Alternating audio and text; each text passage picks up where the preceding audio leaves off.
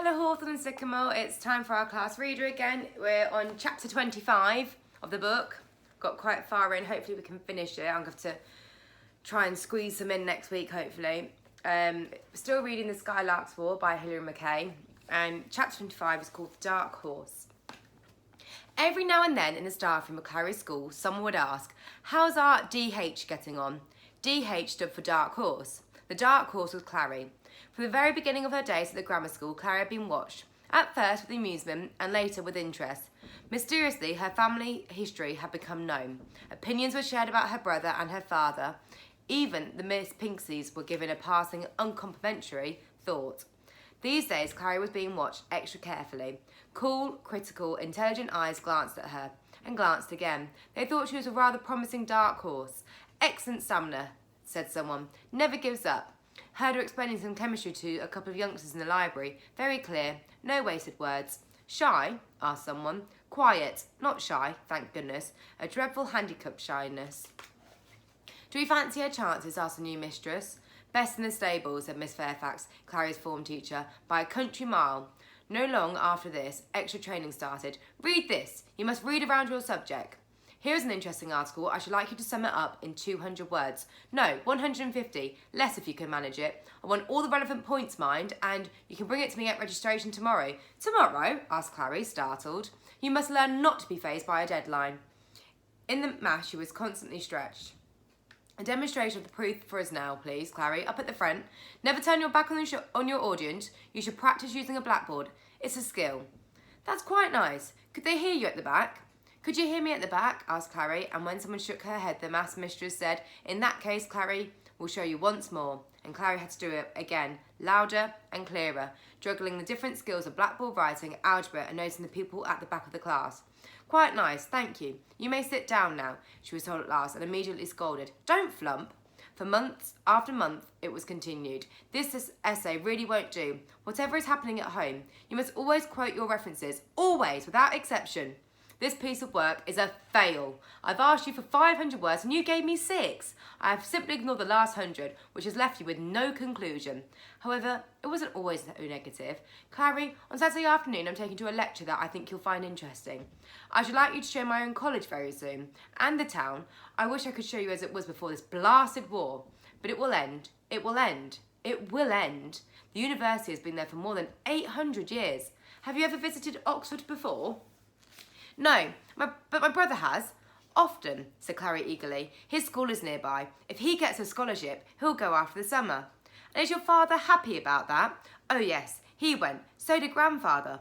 "Always the boys," said Miss Fairfax with irritation. "However, it's the girls' college keeping things alive at the moment, so your brother won't be enlisting. He broke his leg years ago. It mended, but it doesn't bend very well. It's shorter than the other one too. He hates not being able to enlist." "There are more productive things your brother can do than fight," said Miss Fairfax acidly, for she did not believe in war. "I hope something will occur to him before long." "I think it already has. He borrowed a bicycle and went into Oxford. He bumped into a man there." "Bumped into?" "Yes, with his bike. And when he got off to see if he was all right, the man noticed his hoppy walk, and they talked, and it gave Peter an idea." "Well, Oxford is full of ideas. Good and bad," said Miss Fairfax. "Was there any particular man he bumped into?" "He was a professor, quite old." "They all are. Which one?" "Osler, Sir William, I think," Peter said. "He was American." Clary's teacher, Miss Fairfax, looked at Clary through narrowed, considering eyes and said, "He's Canadian, and that was a very fortunate bump. Will you come with me to Oxford, Clary, and see who you bump into there? You look worried." "I'd love to," said Clary, "but do make an effort, Clary."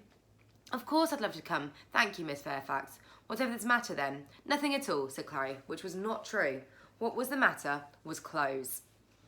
In her room that evening, Clary went through her wardrobe, her school skirt that had come from Vanessa, her 3 school blouses, 2 of them also from Vanessa, Miss Vane's blue striped dress that was always had been predicted going on forever. No, no, no, thought Clary, remembering how Peter had burst out laughing the first time she put it on. What then? She had a green velvet Sunday dress bought by her grandmother 2 years before, no longer as green nor as velvety as it once been, and very much shorter too. 2 cotton summer frocks with flapping collars. Nothing at all suitable for either a visit to Oxford College, or even harder to imagine, the speech day that's coming up at Peter's school quite soon. You needn't worry, said Peter when Clary asked about this event. I've given up expecting Father to bring you along to clap. Don't look like that, I don't care.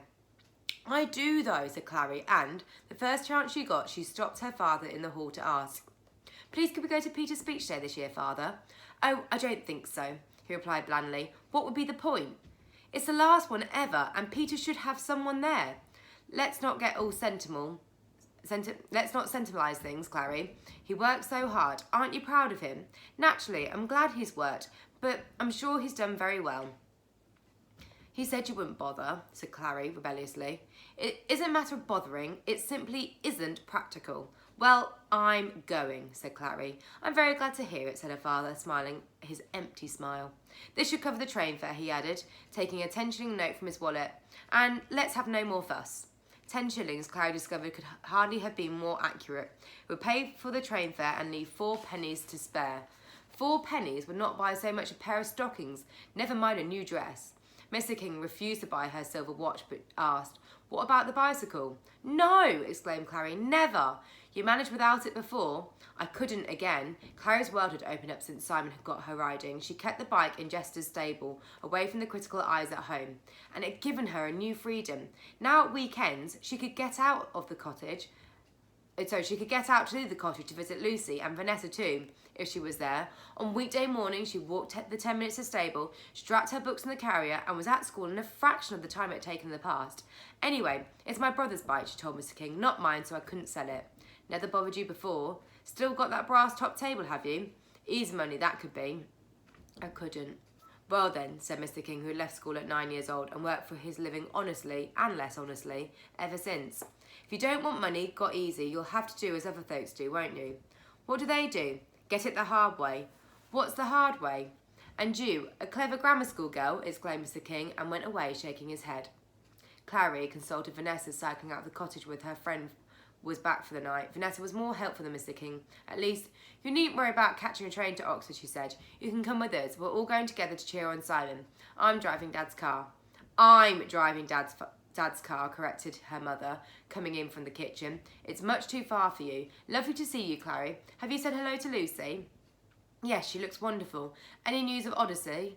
How clever you were. No, not a word, but I'm worried. But I'm not worried at all. I imagine he's escaped. A boat over to Greece somehow, and then it'll just be a matter of time. And dodging Calypso, asked Vanessa. Horrible girl, be quiet. All right, I'm taking Clary off for a gossip. Come up to my room, Clary. Absolutely, you have to be there at speech day. It's the last one for both of them. You can't leave Sweet Pea with no one to clap him. No, I can't, agreed Clary. Vanessa, what do people wear? Posh as possible, said Vanessa, who a moment was gnawing an apple down to its core in a very unposh manner indeed. You can borrow something of mine. I've got a lovely cherry red thing I bought in a sale. It's too tight. I knew it would be, but I couldn't resist it. I fell for the swishy silk lining. We'll turn up the hem, and if it bags at the sides, you can just keep your elbows tucked in. Try it on. Clary tried it on, and although the silk lining was certainly lovely, it was much too big, whatever she did with her elbows, and also very red, much redder than cherries. All right, I admit, it's not you, said Vanessa when she had stopped laughing, especially with those stockings. By the way, I hope you won't mind, Clary dear, if I talk to your braininess about stockings for a few minutes. If you must, agreed Clary, hanging the red dress back on the padded silk hanger. I must. I've been meaning to for months. Think of it as a tutorial. Take notes if you like. And while you are listening, help yourself to anything that catches your eye in my wardrobe. Thank you, said Clary. But if you don't mind, I'll just concentrate. I may close my eyes sometimes like I do in Latin. Very well, said Vanessa. But this is much more important than Latin. Now prepare to be amazed. She was the kindest friend ever, thought Clary as she cycled home that night. And the funniest, and the most generous, and the most ridiculous. If I wore that red dress, I'd be the reddest person in the room. And imagine it at Oxford, I'd be the reddest in the city. All of a sudden, she was tired of living in a patchwork mixture of Vanessa's donations, Miss Vane's controversies, and her grandmother's often stated belief that it didn't matter what you wore so long as well as you behaved. Grandmother is wrong. It matters a lot, thought Clary. It seemed astonishingly that it even mattered to Peter. A postcard from him was waiting when she got home. He had sent instructions. Don't call out my name when you see me, he had written. Don't look too pleased if I win anything, or too interested. Don't go talking to everyone like you do. Don't fuss, and don't wear anything that people will notice. Clary looked regretfully at the brass-topped table, remembering the time she disposed of the family piano without a single pang of conscience. As she gazed, she suddenly understood what Mr. King, the industrious rag and bone man, meant by the hard way to get money. I need a job, thought Clary. I would love to come to Oxford with you, Clary told Miss Fairfax on Monday morning, but first I have to find a way to earn some money. Then Miss Fairfax replied, exactly as she had been waiting for this moment. The Grays twins in Class 1 missed most of their learning last term through measles and whooping cough. Their mother needs someone to help them catch up. Their father's away and the mother hasn't time. She works at the post office now and is never home before 6. 2 hours after school, except Wednesdays and Saturdays mornings, 9 till 1. 12 hours. There's a 6-year-old too, who the twins will collect on their way home from school. The family happen to be my neighbours, and their mother asked my advice. I thought of you at once. She is offering 6 shillings a week, which seems fair enough, although not generous. What do you think? Will you have to ask your father? No, said Clary. I wouldn't have to do that. Thank you, Miss Fairfax. When can I begin? Chapter 26, The Key to the Cricket Pavilion. He was called Osler, Peter said to Simon. Professor Osler. He walked right in front of me as I was riding down the street. He admitted it was his fault. It didn't hurt him. He thought he'd hurt me. I had to push my bike afterwards and he saw the way I walked. Then we got talking and I found out he was a professor of medicine. A doctor? So is that what you'll be? At least I'd be useful. And they'll let you. He said so, and I've already passed the entrance exams. It's not what I thought you'd do. It's not what I thought I'd do, said Peter, but now there's a war and I can't stand doing nothing. Neither can I, said his friend. They were standing at the library looking out over the sports field, the same fields that they stared at the day they met. The view was unchanged. The same mud, the same rain, but they were changed. Peter no longer looked like he was waiting to step off a train for a second time. Simon, the bony one, although taller and bonier than ever, no longer looked as if he was about to fall apart at the joints. It's not been that bad, said Peter. I thought I'd die here when I first came. Clara kept me alive with her letters and her butterflies. I remember, said Simon. She used to paint you a new one every time things got bad. Have you still got them? Of course, 5, all the rarest. She never sent a swallowtail because things never got that terrible. Do you remember how we cleared the common room chimney that time? Yes, and Clary's Christmas party, and Rupert climbing the chapel roof, and us singing Three Little Maids from school at the concert, practising in secret, Rupert making us learn the actions with the fans. My dad laughing till he couldn't breathe and everyone saying afterwards, I thought you were supposed to be shy. Rain splattered against the window then, suddenly hard. It's not much like summer, said Simon gloomily, looking at those idiots out there with that ball. God, I hate outside. Do you ever hear from him? Who? Professor Osler? No, Rupert, of course. Oh, no, never. I wonder what he's doing right now, right this minute, right this second, over there. He spoke so passionately that Peter looked at him in surprise. You must think about him. Peter shook his head. I do. Well, I suppose you think I'm a fool. I don't. What then? Asked Simon, slumping into a chair and dropping his head on the table. Peter, with great effort, dragged himself to the bony one's elusive, aching world and said, I'm really glad you didn't climb out of that window. I'm really glad you stayed. Then, although he didn't do human contact much, especially in school, he made a great effort and rubbed his friend between his hunched bony shoulders for 45 seconds, which he timed by the library clock. He broke off to laughter. Do you remember when he left us 3 bottles of beers and a spare key in the cricket pavilion? What happened to that key? I've got it somewhere. I suppose it'll be our turn to pass it on soon. We're nearly done here. Have you noticed any miserable mud-hating first years who deserve it? They all look the same to me, bellowing and wrestling. I don't care about them. Let them find their own escapes. All right, said Peter. Let them. Clary will be at speech day, did I tell you? She's coming with your family. I don't know why my family want to bother, grumbled Simon. I won't be collecting any prizes. Never have, never will. Anyway, they're only books. What kind of prize is a book? Would you like a prize that wasn't a book? Yes, said Simon after some thought. I'd like a prize for sticking it out.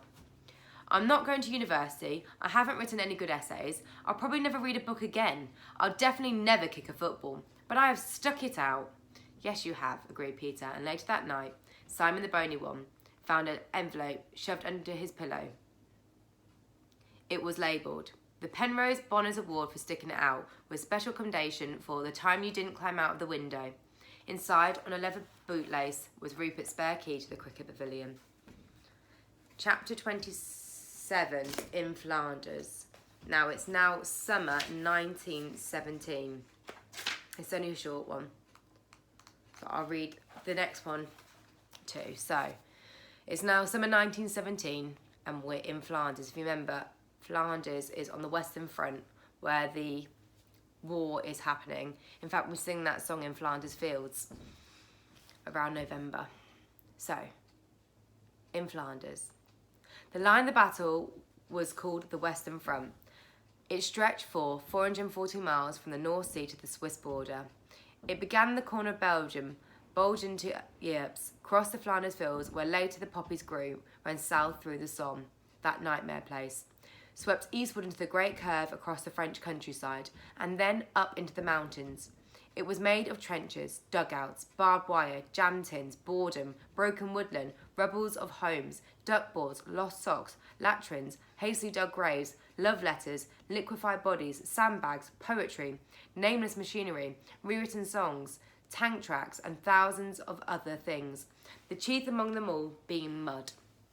No wonder that it hardly moved through all the years of war.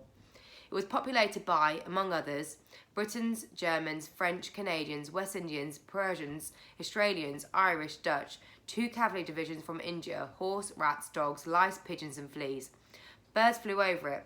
Cats had more sense than to go near it, except a few of the most curious and brave. They were very much loved by whatever nationality they found themselves among. The line was lit by flares, stars, the usual sun and moon, rockets, shells, bullet flashes, firebombs, and carefully shielded lucifer matches.